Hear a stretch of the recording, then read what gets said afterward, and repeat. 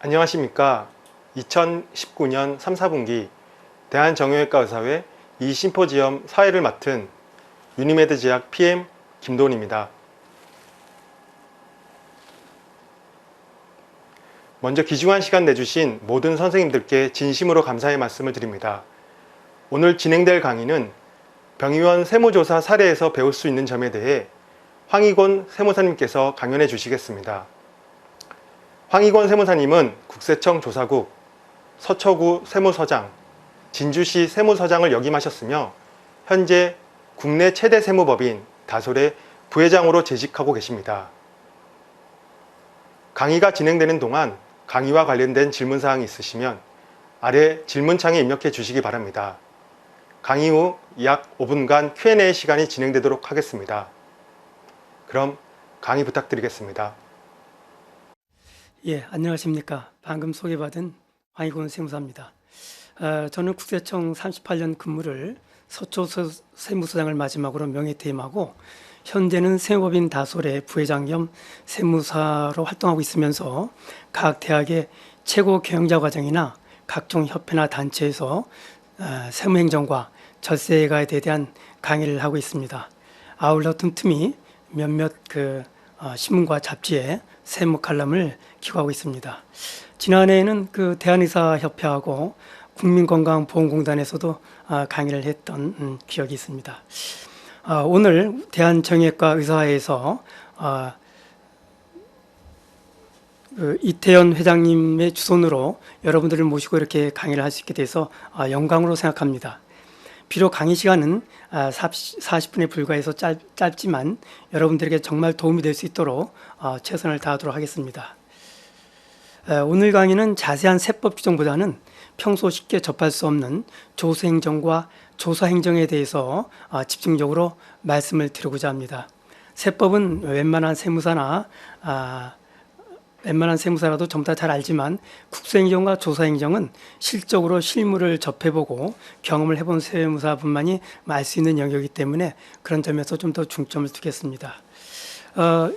여기 계신 원장님들은 워낙 공부를 많이 하셔서 공부하는 방법이나 학문적 접근 방법을 잘 아시겠지만 일반적으로 숲을 보고 먼저 이제 나무를 보는 방식을 많이들 얘기하죠. 그래서 오늘은 총론 또는 개론이라고 보시고 더 자세한 강론은 다음 기회에 설명을 드리도록 하는 것으로 하겠습니다. 그럼 강의에 바로 들어가도록 하겠습니다.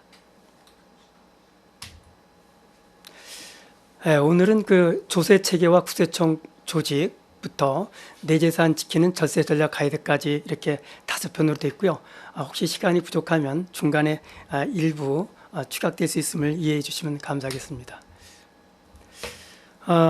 여기 잠깐 강의 들어가기 전에 한 가지 워밍업 차원에서 퀴즈 하나 내드리겠습니다. 앞에 나온 글을 한번 읽고 좀 누가 해석 좀 해주시겠습니까?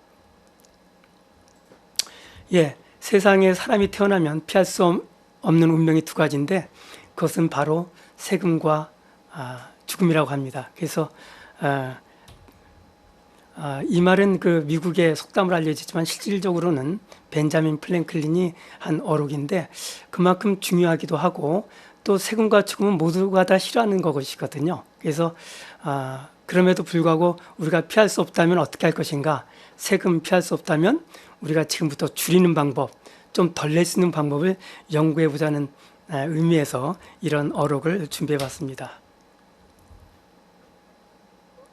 오늘 어차피 세금에 관한 강의이기 때문에 세금 관련한 몇 가지 상식을 한번 좀 알아보고 강의에 들어가겠습니다. 세금의 종류는 전부 몇 가지나 되는지 알고 계십니까? 요즘 언론에 보면 우리나라가 세금 공화국이다, 세금 폭탄이다 이런 말이 많이 나오는데 여러분들은 몇 가지 세금을 내고 계신가요? 뒤에 나오겠지만 우리나라는 현재 25가지의 세금이 있습니다. 지금으로부터 한 100년이나 200년 전에는 어떻게 됐을까요? 그때는 3가지입니다. 여러분들도 아시겠지만 조, 용, 조, 그래서 3가지였는데 지금은 이제 사회가 많이 급변하고 다양하다 보니까 25가지가 됐습니다. 우리나라 예상 규모는 지금 현재 약 470조 원 정도입니다. 연간 징수되는 세금 규모는 국세와 지방세를 합쳐서 약 350조 정도가 됩니다.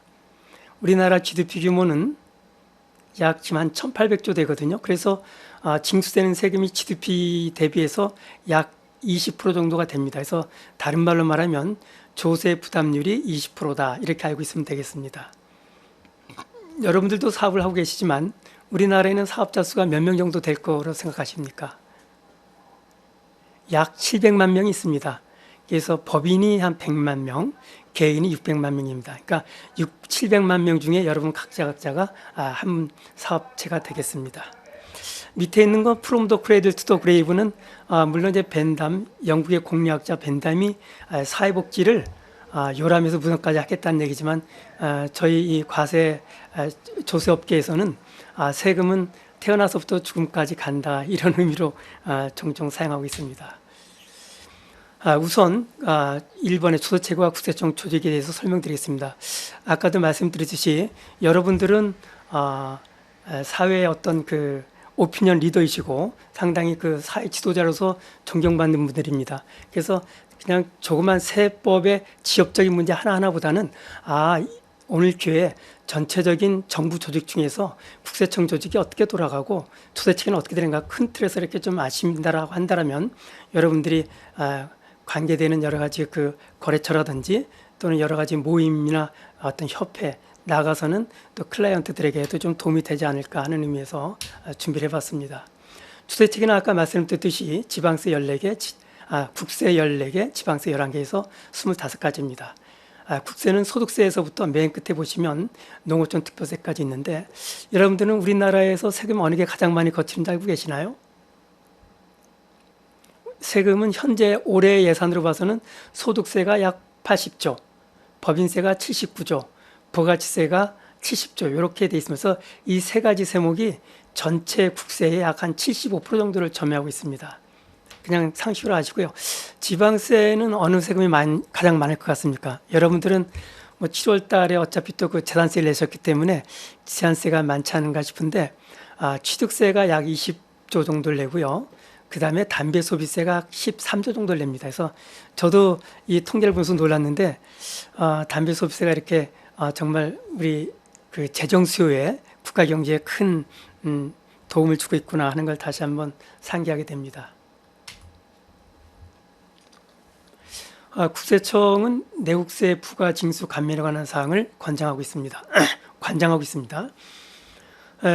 여러분들은 우리나라 공무원 조직이 크다고 생각하십니까? 적다고 생각하십니까? 많은 사람들이 공무원은 철밥통이다. 또 공무원 조직이 클수록 규제만 많다. 그래서 공무원 인원이 많아지고 커지는 걸 좀 부담스러운 경우가 있는데 우리나라에는 약 105만 명의 공무원이 있습니다. 그래서 중앙정부의 공무원이 약 70만 명, 지방직 공무원이 35만 명입니다. 그러면은 이 국가직 공무원 70만 명 중에 우리 국세청 공무원은 약 2만 명으로 네 번째로 많습니다. 제일 많은 게 교육 공무원이 30만 명, 그 다음에 군인, 직업군인이 약 15만 명, 경찰이 13만 명, 국세청이 2만 명입니다. 그만큼 상당히 방대한 조직이라는 걸 말씀드리고 싶고요. 참고로 장관 밑에 여성가족부라고 하는 부는 장관 밑에 전 직원이 한 700명 정도 이렇게 되는 규모가 있습니다. 그래서 그런 거와 비교한다면 국세청 조직이 상당히 크다는 거 아시고요. 이제 국세청은 이제 일반 기업과 마찬가지로 저희는 세무서, 지방국세청, 그다음에 국세청 본청으로 돼 있는데 세무서에서 이제 성실하게 일을 하다 보면 지방국세청에서 이제 스카웃을 하고 지방국세청에서 정말 일을 열심히 잘하고 조직에 대한 어떤 애사심이나 충성심이 있다고 하면 또 이제 본부에서 스카웃해 갑니다. 혹시 여러분 주위에 세무사나 친구분 중에 국세청에서 몇 년 근무했다 했을 때 지방청에서 근무했는지 또 본부에서 근무했는지 여쭤보시면 그런 데서 근무했다고 하면 그분은 상당히 현직에 있으면서 그 능력을 인정받았구나 이렇게 이해하시면 좋을 것 같습니다. 정부에서는 아까 말씀드렸듯이 약 476조, 그중에 세금은 295조입니다. 지출은 보건복지 예산이 한 161조로서 가장 많고 뭐 그렇습니다.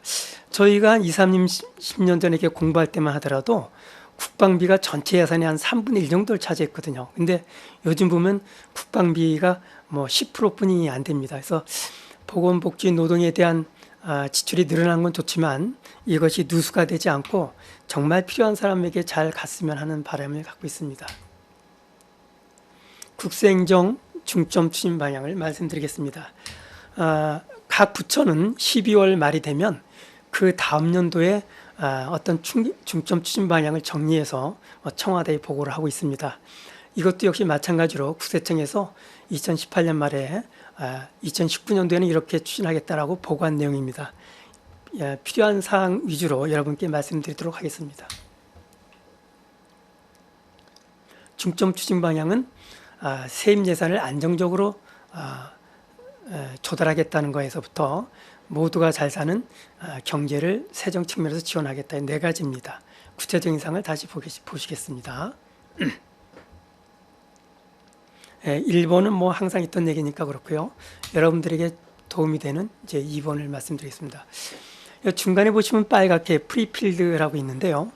옛날에는 여러분들이 신고를 잘 하든 못하든 그냥 뒀다가 신고가 들어오면 그걸 분석해서 조사하는 방향으로 국세행정 운영되었었습니다. 그러나 이제는 서비스 차원에서 이러이러한 것이 좀 문제가 있다 한번 다시 한번 검토하라 해서 프리필드라고 해서 미리 이렇게 여러분들에게 여러 가지 자료를 제공해 줍니다. 그래서 보면은 뭐 신용카드 사적 사용 혐의가 있다든지 또 여러 가지 가족에 대한 인건비가 너무 많다든지 이런 것이 실질적으로 사실과 부합하는지 한 번 더 검토해 보라 이렇게 안내를 해주고 있습니다. 불공정 탈세에 대해서는 엄정하게 대응하고 있습니다. 그래서 여기에 오늘 특별히 여러분들이 알아야 될 사항들이 몇 가지 있습니다. 보면 대기업 대재생가의 변칙적 탈세 근절을 위해서 TI 시스템과 PCI 분석 시스템을 이제 가동하고 있다. TIS 시스템이라고 하면 Tax Integrated System, 그래서 국세 통합 시스템입니다. 정부의 어떤 기관에서도 세금과 관련된 모든 자료 또는 탈세제 보자료, 현금 영수증 발행 자료, 모든 자료가 TIS 시스템에 전부 다 저장이 됩니다. 또 하나는 PCI 분석 시스템이라고 해서 저희 말로는 소득 지출 분석 시스템이라고 합니다.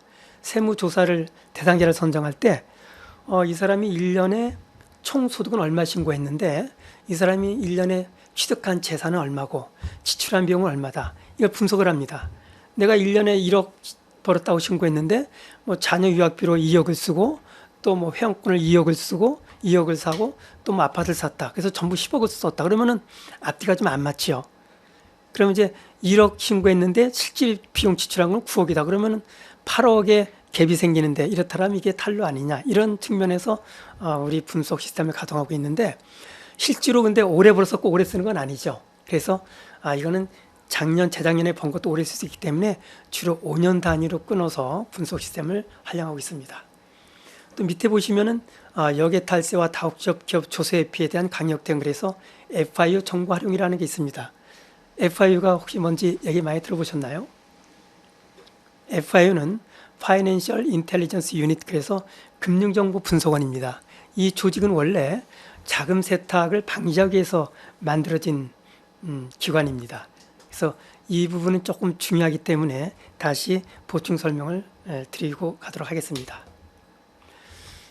금융정보 분석원은 말씀드린 대로 모든 우리나라의 금융거래를 취합해서 분석합니다. 그런데 여기서 주로 분석하는 것은 CTR이라고 해서 고액현금 거래, STR이라고 해서 의심스러운 거래를 보고받아서 관리하고 있습니다. 그래서 이 CTR은 이제 고액현금인데, 그럼 고액현금이 얼마냐? 올해 6월 말까지는 2천만 원 이상을 인출하거나 2천만 원 이상 현금을 예금하면 전부 다 이게 FIU로 보고하게 돼 있습니다. 그럼 이 보고한 자료는 국세청과 관세청, 검찰청, 경찰청으로 다시 정보가 보고가 됩니다. 국세청에 보고되는 이유는 이것이 음성탈루 소득이 아닌가, 관세청에 보고되는 이유는 이것이 밀수와 관련된 자금이 아닌가, 경찰청에 보고되는 이유는 이게 불법 정치자금이 아닌가, 또 경찰청에 보고되는 것은 이게 도박자금이 아닌가, 이런 다양한 의심거래를 분석하기 위해서 각 집행기관에 보냅니다. 그래서 어떤 분들은 조사를 나왔는데 나는 다른 기업보다 성실하게 신고했는데 왜 소송 나왔지? 하면은 이 STR, CTR 때문에 문제가 된 경우가 많습니다. 그러니까 여러분들은 절대로 1,000만 원 이상을 예금하거나 인출하는 경우가 있으면 안 되겠습니다.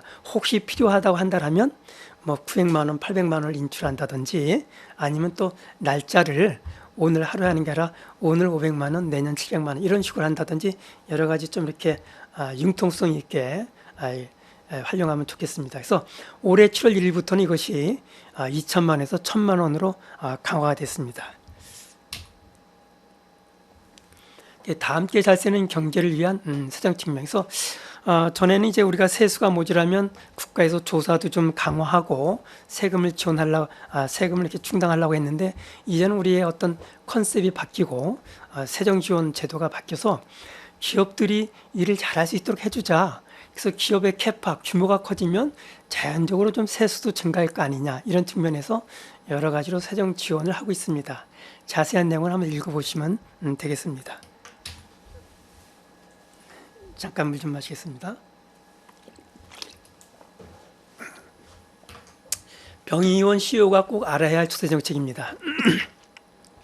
웬만한 사항은 여러분 병원에도 가면 뭐 사무장도 있고 실장도 있고 뭐 여러분 계십니다. 이제 그분들이 다 알아서 하겠지만 그래도 CEO로서 그냥 큰 틀에서 알아야 될 것, 또 직원들한테 가끔씩 한번 챙겨야 될 부분 이런 것만 중요한 건 몇 개 골라서 말씀드리도록 하겠습니다.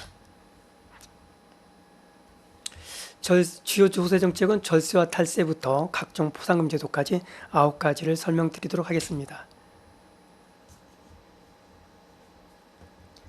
이게 음성 지원이 안 되는가 보죠? 요거는 지금 뭐 음성 지원이 안 돼 화면인데요. 이렇게 각종 세무조사와 관련 기사가 일주일이면 거의 한 번씩 나옵니다. 그만큼 세무조사 우리가 모르는 사이에 많은 기업들이 이제 받고 있다는 것이죠.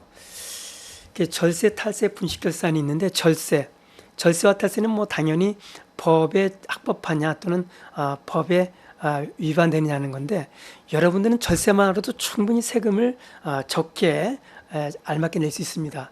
보면은 소득공제, 세감면, 징수의 제도가 있는데 우리나라 경제에 5개 단체가 있습니다. 정경련, 뭐 경촌련, 또 중소기업협회, 뭐 무역협회 등 많은데 그런 데서 매년 세법을 이렇게 좀 지원해달라, 감면해달라는 여러 가지 건의가 들어가고 그것들이 실질적으로 또 세법에 반영되고 있습니다. 그래서 그런 부분만 잘 알아도 충분히 세금 절세가 가능한데 이런 절세에 관한 규정은 공부를 하지 않고 남들이 이렇게 하니까 뭐 세금을 적게 냈다더라 하는 이런 탈세에 이제 좀 관심을 갖고 이제 기울인 경우가 많은데 여러분 앞으로 절대 탈세를 하면 안 되겠습니다.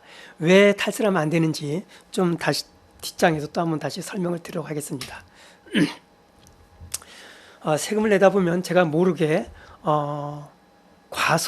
과소납부한 경우가 있고 또 때로는 모르게 신고를 잘못해서 너무 많이 납부한 경우도 있고 또는 조사받는 경우에 너무 억울한 경우도 여러 가지가 있습니다.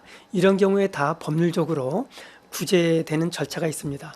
내가 처음에 적게 냈다고 생각되면 수정 신고를 해서 추가로 납부하면 되고 또 내가 모르고 너무 많이 냈다고 하면 경정 청구를 해서 미리 냈던 세금을 다시 환급받는 경우도 있습니다. 또 조사가 나왔다든지 어떤 고지가 됐을 때 이것 좀 너무 가혹하다 또 이해가 안 된다 할 때는 여러분들이 이의신청, 심사청구, 심판청구나 행정소송할 수 있습니다. 이 중에서 가장 중요한 것은 조세 불복할 때 불변기간이라고 있습니다. 아무리 억울해도 90일 내에 이의 신청을 제기하고 어필을 해야지 90일이 지나면 여러분이 국세청장이나 재경부 장관, 청와대에 찾아가도 이거는 방법이 없습니다. 그래서 억울한 일이 있을 때는 하여간 최대한 빨리 어필하는 것이 좋겠다. 이런 말씀을 드립니다. 요즘 경제가 좋아지다 보니까 해외에 투자하는 경우가 많습니다. 물론 부동산 투자도 있지만 주식이나 채권, 예금 등 금융계좌를 많이 갖고 계신데요.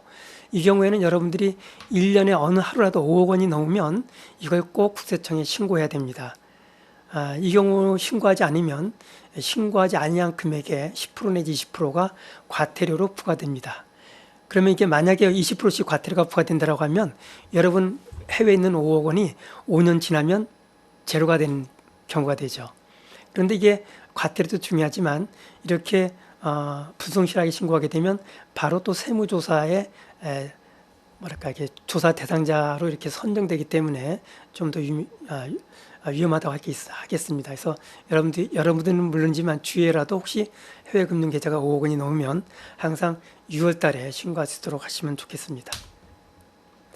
창업자금에 대한 증여세 과세등재 제도입니다.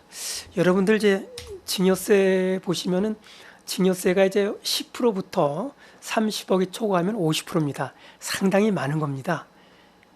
내가 내 돈 벌어서 내가 친인척 자녀에게 주는데 이걸 국가에도 또 50%를 또 줘야 되는 거예요. 그래서 그러니까 세율이 너무 높다고 이제 여러 여로에서 뭐 학자들이라든지 말을 하고 있는데 아마 시간이 지나면 뭐 좀 줄어들 걸 생각됩니다만은 그다음에 이제 증여재산 공제는 증여를 하더라도 무조건 100% 증여 금액을 다 과세하는 게 아니고 배우자에게는 6억 원을 공제하고 나머지에 대해서 직계존속에 대해서는 5천만 원을 공제하고 나머지에 대해서 세금을 과세합니다. 그래서 내가 만약에 자녀에게 1억 원을 지급한다고 하면 1억 원에서 5천만 원을 제외하고 그 나머지 5천만 원의 10%면은 500만 원입니다. 500만 원에서 이제 신고를 하게 되면 미리 신고하면 예정 신고납부 3%를 제하면은 15만 원이 공제가 돼서 실적으로 1억 원을 지급했을 때 485만 원을 지급하게 됩니다.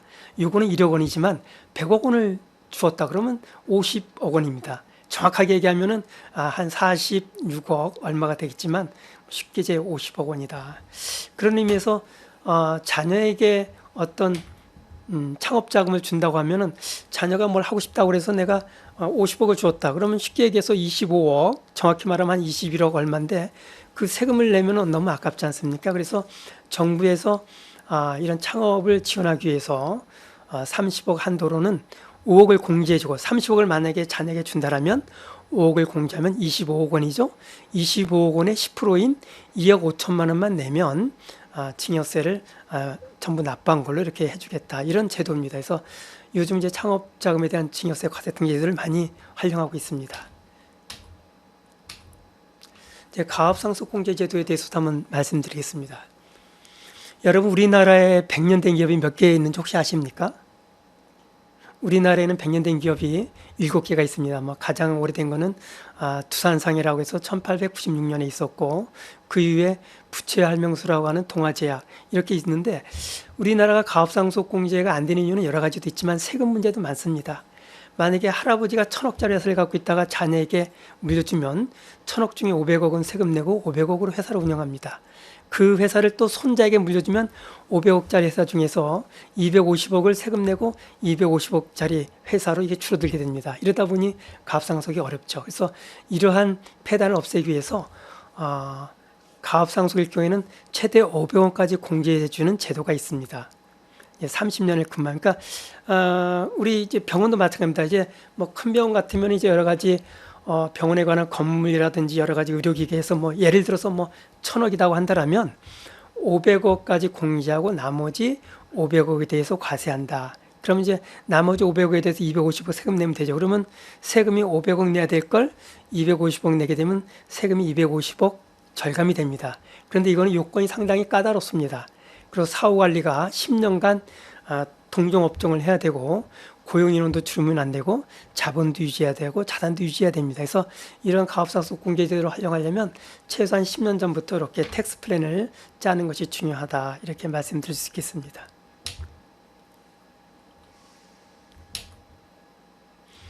가지급금과 가수금이 있습니다. 물론 여러분들이 이제 병원은 이제 법인도 있고 개인도 있습니다. 물론 이제 개인 병원이 많죠. 개인 병원이 있으면 뭐 가지급금과 가수금이라는 규정이 없지만 우리 비영리 법인은 이제 가지급 가수금이 있습니다. 이거 이제 회계적으로는 현금을 누가 가져갔는데 사용처가 불분명해서 이제 미결산 계정으로 둔 것입니다. 그렇지만 이것이 문제가 돼서 조사가 나오거나 또는 세무조사가 아니고 검찰에서 조사하게 되면 이 가지입금 가수금이 배임이나 횡령으로 문제가 되는 경우가 많습니다. 그래서 큰 기업들, 총수들 기업을 조사하다 보면 그 기업의 회장이나 대표이사들이 가끔 검찰의 조사를 받고 뭐 이제 구치소로 수감되는 경우가 있는데 이것이 주로 이제 이런 가지급 가수금입니다. 문제점이 많죠. 그래서 이거는 결산기에는 가능하면 어떻게든 이것을 없애도록 이렇게 회계 처리하는 것이 참 중요하다. 그다음에 이거에 대한 가지금 있을 때 문제점은 여러 가지 밑에 보시면 문제점이 한 네 가지 이렇게 크게 써놨습니다. 그 다음에 해결 방안은 개인 재산으로 상환하거나 급여 상여금을 인상하거나 이런 여러 가지 제도가 있습니다. 이런 거는 이제 혹시 수임된 세무사나 이런 분들이 있으면 여쭤보시고, 또 혹시 이번 강의를 들으신 원장님께서는 언제든지 또 혹시 저희한테 전화나 메일로 여쭤주시면 그래도 이제 성실히 답변을 드리도록 하겠습니다. 이번에 이제 병의원과 관련된 간단한 가이드를 일단 설명드리겠습니다. 정형외과는 관련이 없겠습니다만은 의료 용역은 부가치세가 도입된 1977년 7월 1일부터 면세로 데우다가 2011년부터 성형과 관련된 미용과 관련된 의료 용역은 부가치세로 과세 전환이 됐습니다. 또 이후에 이것이 좀 더 몇 가지 더 확대가 돼서 이제는 그 피부 관련 미용이라든지 피부 재생 관련된 것도 과세 범위로 확대가 됐습니다. 아마 점차적으로 이 과세 범위가 늘어날 걸로 생각이 됩니다. 또 이어서 현금영수증 의무 발급 및 확대가 있는데요. 현재는 10만 원 이상 현금을 받게 되면 반드시 본인 클라이언트들, 환자들이 요구하지 않아도 발급을 하게 돼 있습니다. 발급하지 않게 되면 미발행 금액의 20%가 가산세가 됩니다. 근데 요거는 올해부터고 작년까지는 미발행 금액의 50%를 과태료로 납부하게 됐습니다. 그래서 실제로 어떤 치과병원을 조사했는데 5년 사이에 15억 원을 탈루했습니다. 그런데 이 업체를 조사하다 보니까 과태료가 7억 5천만 원, 또 나머지 세금이 부과가 돼서 결국은 탈루된 금액 전체보다도 많은 17억 원이 추징됐던 그런 사례가 있습니다. 네, 성실신고 확인제도와 관련해서는 우리가 병원이 5억 원이 넘으면 연간 매출액, 수익금액이 5억 원이 넘으면 성실신고 확인서를 제출하게 되어 있습니다. 이거는 세무사가 이 업체는 정말 성실하다는 걸 한 번 더 검증해 주는 거죠. 그럼에도 불구하고 잘못됐다고 하면 기업은 병원은 병원대로 추징세를 당하게 되고 그 확인해 준 세무사는 징계를 받도록 그렇게 되어 있습니다.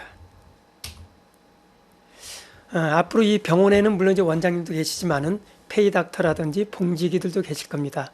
이런 페이닥터 분들께서는 언젠가를 또 개원을 하시게 될 텐데 그때를 위해서 간단하게 몇 가지 세무 팁을 드리겠습니다. 병의원은 유형이 개인으로 하는 법도 있고 공동사업하는 경우도 있고 네트워크 형태, 병리범위 등 여러 가지가 있습니다. 이 형태에 따라서 세금을 많이 내느냐 적게 내느냐 어떻게 내냐 다 다릅니다. 그래서 이제 병원은 보통 이제 종합소득세와 부가가치세, 원천세, 법인세, 증여세, 또 이제 준조세라고 하는 4대 보험료를 냅니다. 이것도 역시 병원의 유형, 형태에 따라서 납부하는 방법이 다릅니다. 그 다음에 의료기관을 개설 신고를 하게 되면 사업자 등록 신청을 해야 되죠. 그 다음에 사업자 등록 신청하면 반드시 사업용 계좌를 개설하게 되어 있습니다. 사업용 계좌를 개설해서 그 계좌를 이용해야지만 인정받는 금액이 있습니다. 인건비 주었다 또는 재료비 줬다. 이거 사업용 계좌로 주지 않으면 인정받기가 어렵습니다.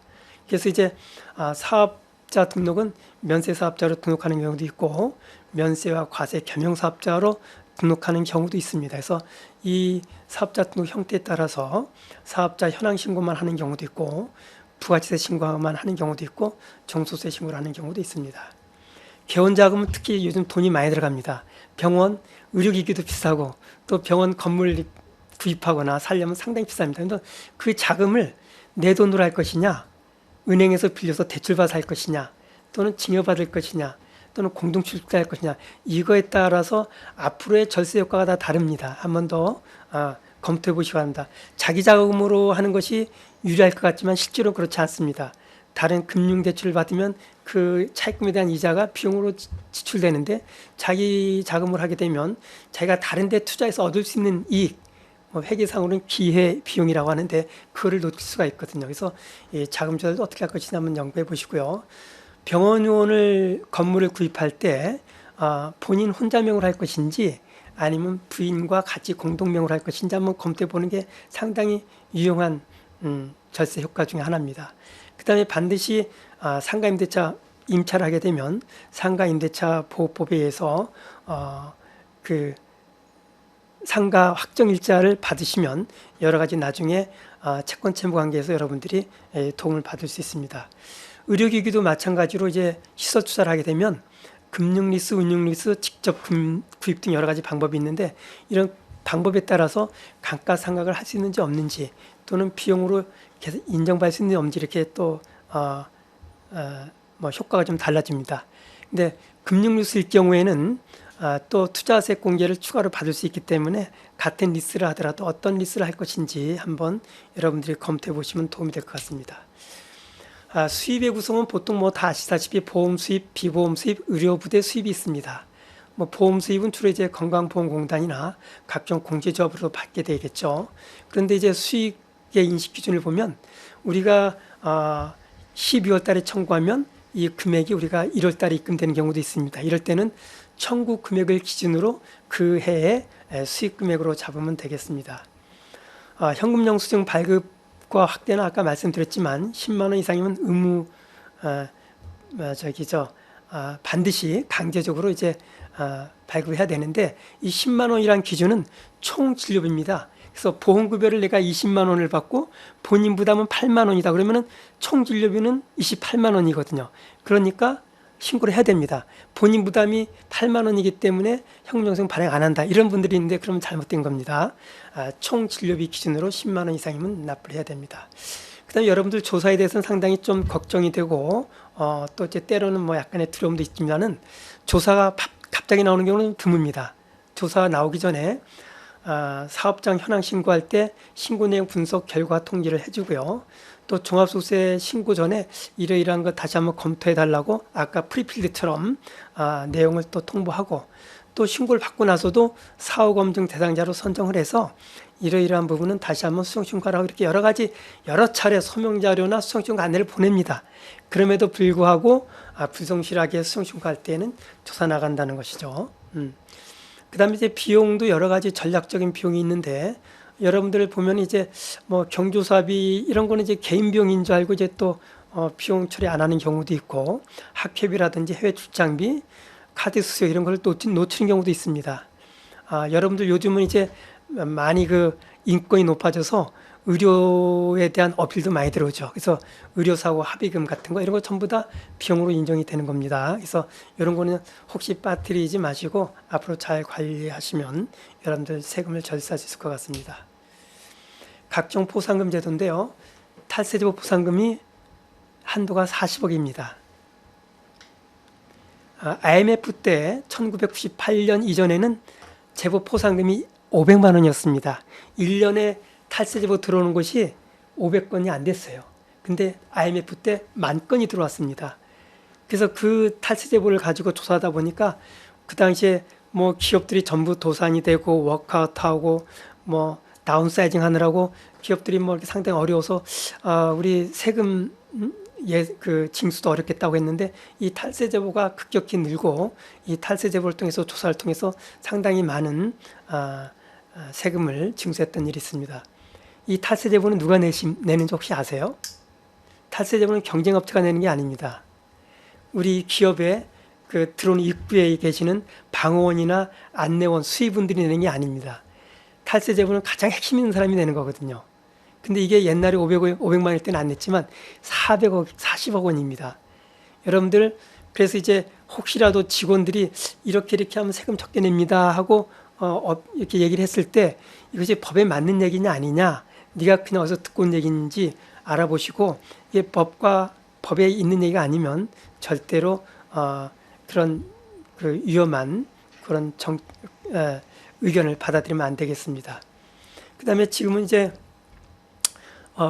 탈세 포상금 말고도 뭐 차명계좌 신고 포상금 뭐 이런 여러 가지가 말씀돼서 모두 뭐 클라이언트가 됐던 직원이 됐던 모두가 이걸 우리를 감시하고 있다고 보시고 이제 가급적 원칙적으로 신고하는 것이 도움이 될 것 같습니다.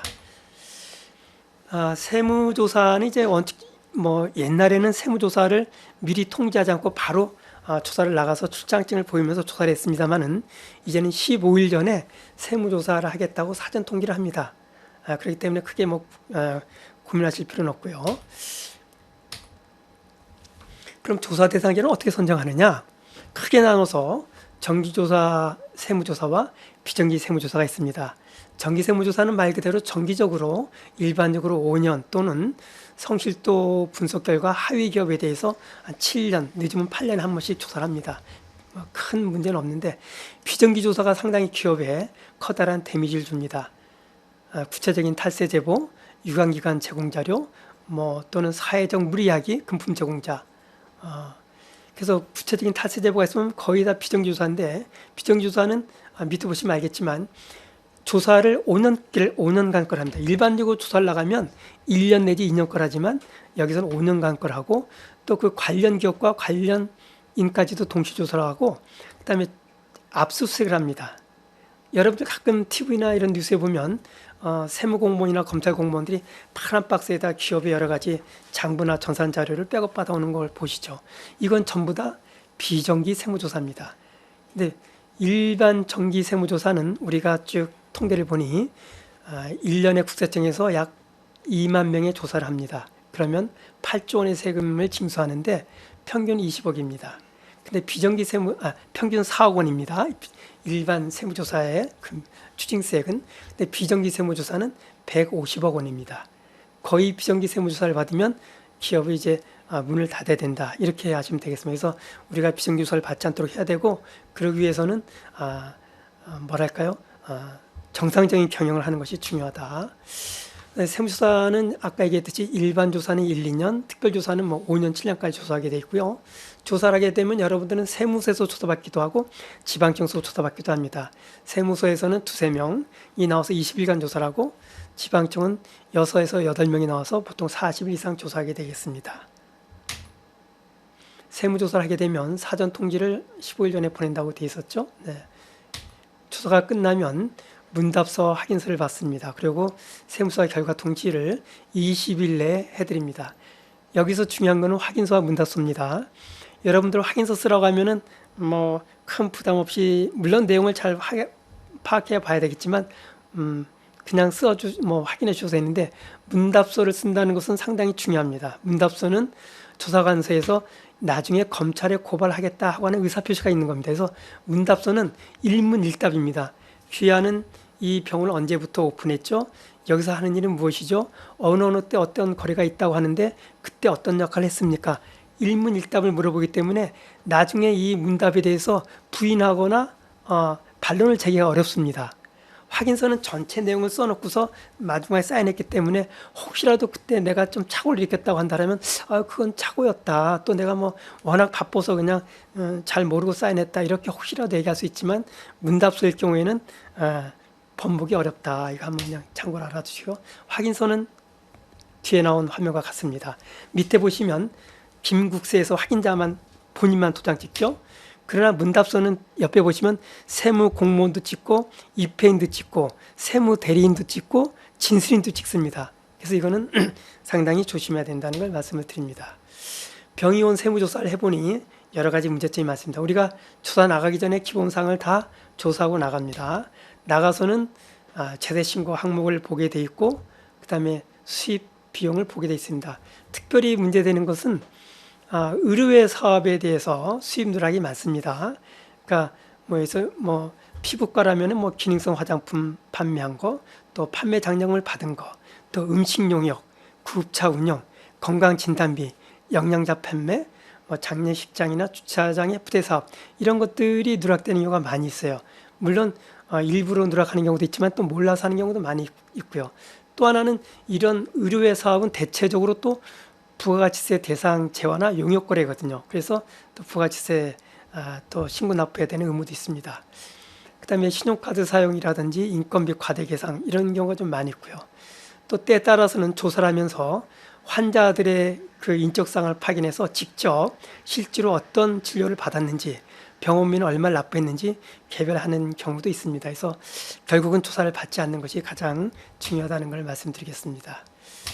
지금 시간이 거의 돼서 내재산 지키는 젖세 전략 가이드는 오늘 그냥 팁으로 준비했습니다만은 요즘 가장 많이 상담이 들어오는 것들 위주로 이렇게 정리했습니다. 한번 읽어보시고 궁금한 게 있으면 가까운 세무사 아니면 오늘 강의한 저한테 연락을 주시면 성실히 답변해 드리도록 하겠습니다. 요즘